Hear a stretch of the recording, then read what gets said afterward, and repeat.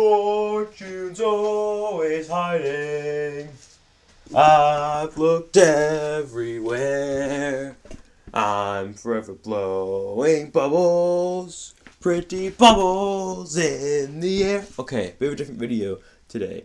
Pretty much, I went to West Ham v Leeds, FA Cup quarterfinal yesterday. And I'm just going to talk about it. So, as some of you may know, I have quite an appreciation for West Ham. I made this video on it probably 2-3 years ago now. Wow. But pretty much, I grew up in a Liverpool sporting household. My dad supports Liverpool, and because of that, I also grew up and still do support Liverpool. But wait. Don't leave the video.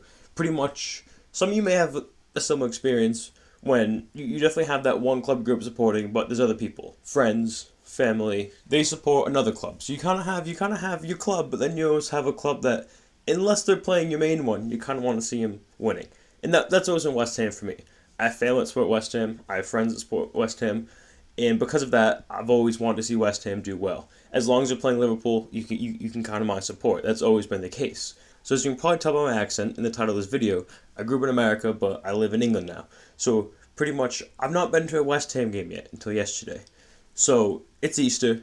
I'm at uni. Most of my friends are away for Easter, whatever. I'm like, you know what I could do? I'd go to West Ham v Leeds. So that's exactly what I did. I got in the coach at 9 a.m. because I live in Bristol, and I headed to London, and I went to the West Ham game, West Ham v Leeds. So I got to the ground quite early. It is interesting with London Stadium because I'd been to the area. I went to the Olympics when I was like 6, so I've been to that area, but I've not been to the ground before. And I've heard a lot of mixed reviews about the ground. Quite a few of them from West Ham fans. Quite a few people saying it was the worst ground in the Premier League. People saying that were West Ham fans. So to be honest, I wasn't sure what to expect, and I was sitting quite at the top because I'm not made of money. So I wasn't sure how the view would be. But I got to my seat, and I was quite impressed, to be honest. I don't mind sitting behind the goal as long as it's like high up. I actually think that's one of the best ways to see a football match. You can kind of see the action in the middle play out in a way you wouldn't really see if you watch on the telly. So I quite like that. Pure viewing experience, there are a few obstructions, and obviously it's not a stadium built for football. So there's that as well. But based off what I heard and a lot of the perceptions I had, I was quite impressed. It's obviously a very nice ground. It had a very good atmosphere. But yeah, I got to the match about 2 hours early. I bought a program because I figured might as well get something to do for the next 2 hours. Even the little things. Like, there's one bit of the program when they had the club pastor and he was speaking about Easter and the idea of Easter and how something like a football ground, you can have so many great memories, like your team winning, a goal being scored. But you can have so many not so great memories, like your team losing on penalties after extra time, or your team losing, or a season not going well. So I found that really interesting, just straight from the get-go. I've not read loads of match programs, but usually they're just kind of fluffy, I feel. Just kind of, to have something that kind of like insightful, I was very impressed. I thought that was really cool. So the vibes, pre-match vibes were immaculate. Sorry, this video is all over the place. But it's kind of intentional. I want this to be authentic. Before the gates even opened, the concourse was full, the music was playing, the vibes were up. Which doesn't surprise me. West Ham, some of the best fans in this country. I was just walking around London before the game, just in central London before heading out to the ground. And this Italian guy walked up to me, and he's like, "Do you support West Ham?" I'm like, "Yeah," because that's easy to explain. And he's telling me that he supports Lazio, and West Ham are his favorite English club, and he's hoping that they win the cup today. And that from the get-go is really cool.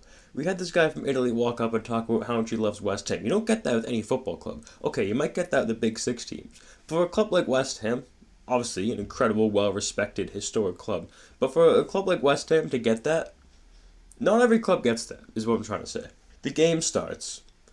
West Ham don't start off too hot. I think we let up 3 shots in the first 3 minutes. Not ideal.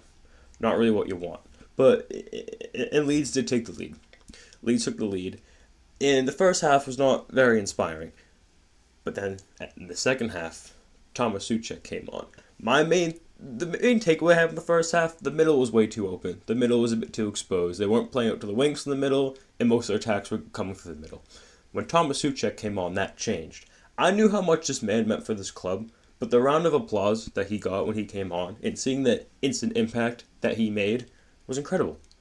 He's a player that I'm going to have to hold even higher than I did just because of that performance. And Adama Traore. I've been to like 40 other football matches. I've been to games in England. I've been to games in Scotland, Germany, Denmark, America, Canada, Japan. You name it. not you name it. It's really only those. But I've been around, pretty much. Adama Traore is one of the most fun players I've ever seen play. Just his presence. And it's almost like when he has the ball, you can sense the fear in the defenders. Like, they'll be hanging back, and he knows that too. He'll just stop. He'll stop dribbling. They'll try and tackle him. He'll just do a ball roll. On to the next one. On to the next victim. Adama Traore, what a player. He was one of the players that I've always had a lot of respect for, just because I love players that keep the game fun like that. And boy, did not disappoint. One of the best takeaways is gonna have to be singing Forever Blowing Bubbles. Just the atmosphere. 60,000 voices in unison.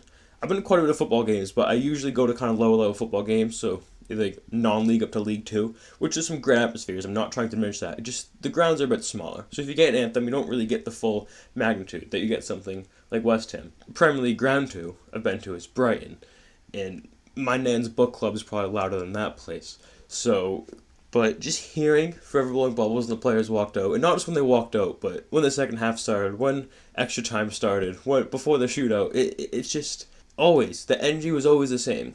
It didn't matter, because sometimes you get a lot of hype before the game, you get all the pre-match hype, and then it kind of dies down if the team aren't doing well. But even when, one thing I loved is, right after the team conceded, all the West Ham fans were kind of, they were making noise. They were getting behind the team.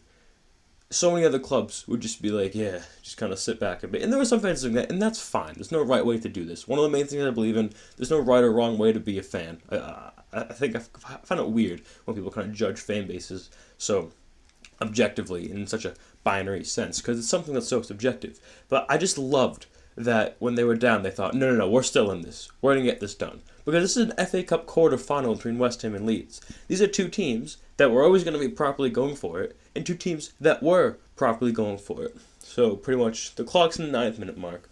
West Ham are 2-0 down, and fans start leaving. Which I've never left a football match early. Never. And I never will.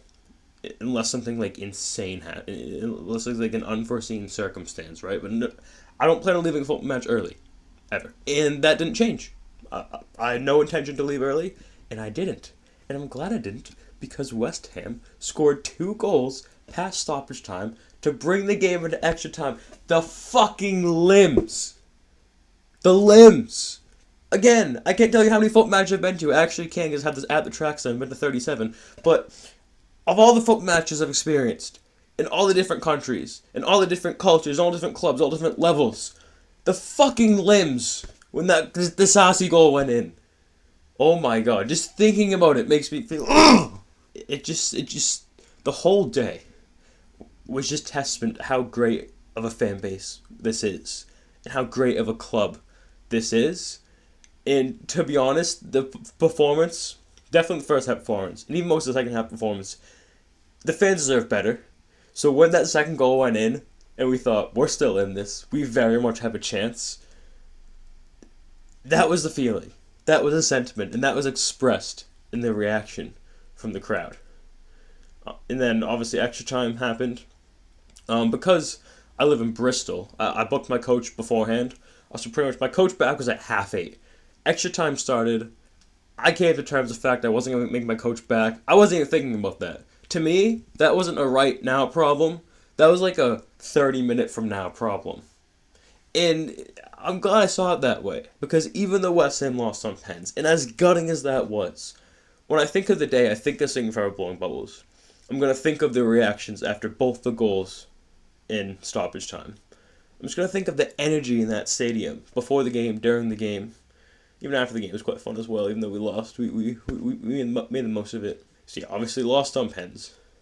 Never ideal. But what a match of football. What a game of football. I will definitely be back at the London Stadium to support West Ham, because what an experience it was. We were leaving the ground, and as many of you know who've been to West Ham games or football games, they do a bit of crowd control, which obviously makes sense, perfectly reasonable. So they'll let some West Ham fans go to the train station, let some Leeds fans go to the train station. They'll stagger it so it's not overcrowded, which is great.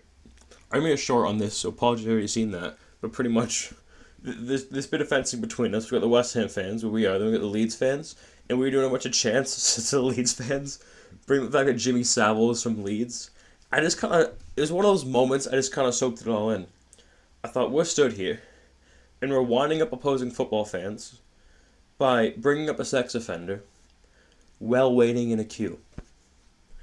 I've not lived in this country very long, but if that isn't the most British thing that could ever happen, that has ever happened, then quite frankly, I don't know what is. And honestly, okay, the vibes were alright leaving the game. There was this sense that we just watched a football team that put up a hell of a fight, that did not throw the towel in, that went in it till the very end. And even though they didn't walk away with the win, and as disappointing as it was, they gave this proper set of fans who put their Easter Sunday away to go to this game, they gave this proper set of fans a proper match of football to watch. And that's all we hope for. That's why we love football. Even though West Ham didn't win, it reminded me of why I love football. I thought about what I read in the program for the game, what that pastor wrote, about how you have some of the most joyous moments and some of the less joyous moments will happen. They'll both happen in the capacity of a football ground. And I thought about how we got a bit of that today. We got belting up forever blowing bubbles. We got the ecstasy of the 2 goals. We got the ecstasy of thinking we were ahead because one of the goals was a little offside. Just a little. And then obviously you have the penalty shootout. And that to me is a microcosm of football. And why it's such a special sport. And why it means so much to some people. Because it doesn't make any sense. As someone who loves football, it doesn't make any sense. Watching 22 overpaid men kick a ball around, it doesn't make any sense. But the reason we love it so much is because it's not the football. It's the extra bits. Okay, we're drawn to the football, but it's the extra bits that stick in your mind. Obviously, you remember the goals, you remember the plays, that's why you go there. But sitting with the fans, getting to the ground before the game, leaving the ground after, that's what those core memories are made. Oh, and I met fucking Ellis Platten on the tube on the way back. Like, that sounds like bullshit. On Jared Bowen. I met fucking Ellis Platten and chatted him for like 20 minutes on the tube. Okay. Sound guy, by the way. Incredible human. Like you would not believe. I didn't believe I was talking to a man that has like 500,000 subscribers. I was talking to his partner as well, because she's also American. So we were talking about Krispy Kreme. What is life? What is life? But honestly, 2 incredible human beings. I want to give a shout out to West Ham's keeper that came on in the end. I think he's my age, age 20, to come on after the 120th minute of a cup game and save a penalty. Your first call of action to be saving a penalty. That's pretty badass. That is pretty badass. So nothing but support for him, nothing but love for him. I hope we can see him again someday, and hopefully have a slightly better ending. And on the way to the ground, I saved a baby from a runaway skip. So it was quite the day. It had a bit of everything. There was never a dull moment. Today, very much enjoyed. It's a ground in a team I have a lot of love for, and that I will be going back to. So, see y'all there. Come on, you Irons.